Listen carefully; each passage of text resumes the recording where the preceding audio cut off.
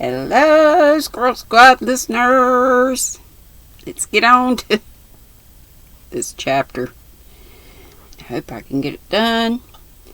Poor old Fan, she don't get much petting. Maybe that's what she wants. I'll try it and see, for she stands by me like a trump. If she was a rosy, cozy little woman like Polly, it would come easier, though, thought Tom, as he meditatively ate his last nut, feeling that fraternal affection could not be very difficult of demonstration to brothers blessed with pretty good-tempered sisters. I told Tom about the bad fellow who blew up the professor, and he said he knew him, slightly.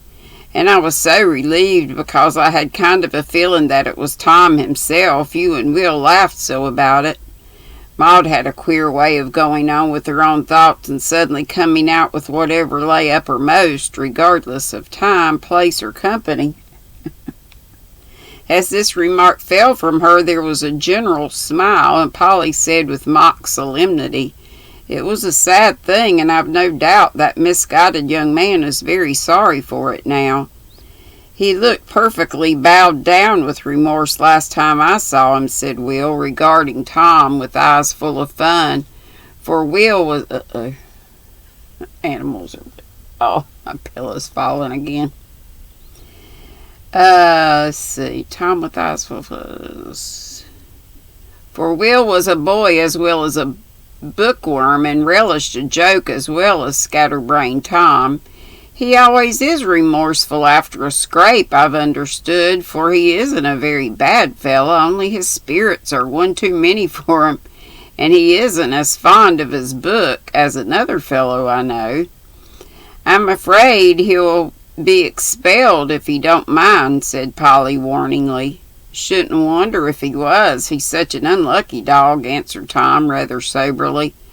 I hope he'll remember that his friends will be very much disappointed if he is. He might make them so proud and happy that I guess he will, for he isn't half as thoughtless as he makes himself out, said Polly, looking across at Tom with such friendly eyes that he was quite touched, though of course he didn't show it. Thank you, Polly. He may pull through, but I have my doubts. Now, old man, let us pud along. It's getting late for the chicken, he added, relapsing into the graceful diction with which a classical education gifts its fortunate possessor. Taking advantage of the moment while Will was wrestling with his boots in the closet and Maud was absorbed in packing her apple into a large basket, Polly said to Tom in a low tone, "Thank you very much for being so kind to Will." "Bless your heart, I haven't done anything. He's such a proud fellow, he won't let me," answered Tom. "But you do, in many little ways. Tonight, for example. Do you think I don't know that the suit of clothes he's just got would have cost a good deal more if your tailor hadn't made them? He's only a boy and don't understand things yet, but I know your way of helping proud people so that they don't find it out, and I do thank you, Tom, so much." "Oh, come, Polly, that won't do. What do you know about tailors and college matters?" said Tom, looking as much confused as if she had found him out in something reprehensible. "I don't know much, and that's the reason why I'm grateful for your kindness to Will. I don't care what stories they tell about you. I'm sure you won't lead them into trouble, but keep him straight for my sake." "Lead him into trouble."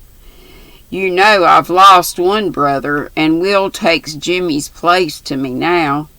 The tears in Polly's eyes as she said that made Tom vow a tremendous vow within himself to stand by Will through thick and thin and keep him straight for Polly's sake, feeling all the time how ill-fitted he was for such a task. "I'll do my best," he said heartily as he pressed the hand Polly gave him. With a look which assured her that he felt the appeal to his honor and that henceforth the country lad was safe from all the temptations Tom could have offered him. "There, now I shall give that to Mama to take her pills in. It's just what she likes, and it pleases her to be thought of," said Maud, surveying her gift with complacency as she put on her things. "You're a good little soul to remember poor Mum," said Tom with an approving nod. Well, she was so pleased with the grapes you brought her, I thought I'd try something, and maybe she'd say, "Thank you, darling," to me, too. Do you think she will? Whispered Maud with the wistful look so often seen on her little plain face. Poor young'un, that mama needs to be whooped. See if she don't. And to Maud's great surprise, Tom didn't laugh at her project. "Good night, dear. Take care of yourself and keep your muffler round your mouth going over the bridge, or you'll be as hoarse as a crow tomorrow," said Polly, as she kissed her brother, who returned it without looking as if he thought it girls' nonsense. Then the three piled together in the sleigh and drove off, leaving Polly nodding on the doorstep. Maud found the drive altogether too short, but was consoled by the promise of a longer one if the sleighing lasted till Saturday. And when Tom ran up to bid his mother good-bye and give her a hint about Maud's gift, she stayed below to say, at the last minute, an unconscious imitation of Polly, "Good night, take care of yourself, my dear." Tom laughed and was about to pinch the much enduring little nose, but as if the words reminded him of something, he gave her a kiss instead, a piece of forbearance which almost took Maud's breath away with surprise and gratification. It was rather a silent drive, for Will obediently kept his muffler up and Tom fell into a brown study. He was not much given to reflection, but occasionally indulged when someone gave him a turn in that direction. And at such times he was as sober and sincere as could be desired. Anyone might have lectured him for an hour about doing as much good as that little call and chat that grew out of it, for though nothing very wise or witty was said, many things were suggested, and everyone knows that persuasive influences are better than any amount of moralizing. Neither Polly nor Will tried to do anything of the sort, and that was the charm of it. Nobody likes to be talked to, but nobody can resist the eloquence of unconscious preaching. With all his thoughtlessness, Tom was picking to see and feel these things, and was not spoilt enough yet to laugh at them. The sight of Will and Polly's simple affection for one another reminded him of a neglected duty so pleasantly that he could not forget it. Talking of early days made him wish he could go back and start over doing better. Grandma's name recalled the tender memory that always did him good, and the thought that Polly trusted her dearest brother to his care stirred up a manful desire to deserve the confidence. Tortures wouldn't have drawn a word